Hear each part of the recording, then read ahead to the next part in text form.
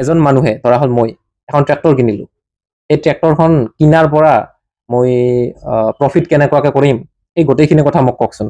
মই কৈ আছোঁ কি কেনেকুৱাকৈ কিনিব পোনপ্ৰথমতে কুৱেশ্যন। প্ৰথমে মানে কিবা এটা ডাউন পেমেণ্ট দিব লাগিব। বৰ্তমান গাড়ীৰ দামো বহুত বাঢ়িল, টেক্সো বাঢ়িল।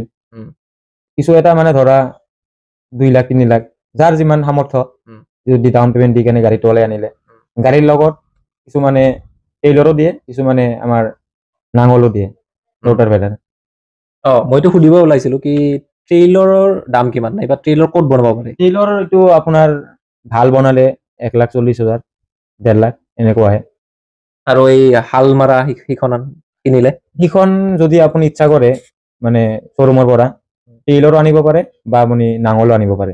তো আপোনাৰ ওপৰত ডিপেণ্ড কৰে আপুনি কোনটো আনিব। গাড়ীৰ লগত এখন দিয়ে।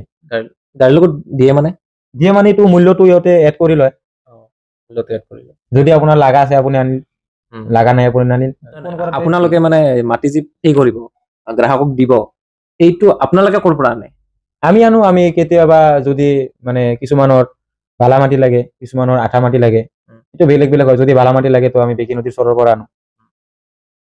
তো সেইটো দি, আৰু যদি আঠা মাটি লাগে, আঠা মাটি আমাৰ ইফালে কিছুমানে পুখুৰী খান্দে, তো সেই মাটিখিনি আমি যাৰ পুখুৰী খান্দিব লাগে এই পুখুৰী খান্দি কেনে মাটিখিনি আমি বেলেগত বিক্ৰী কৰোঁ।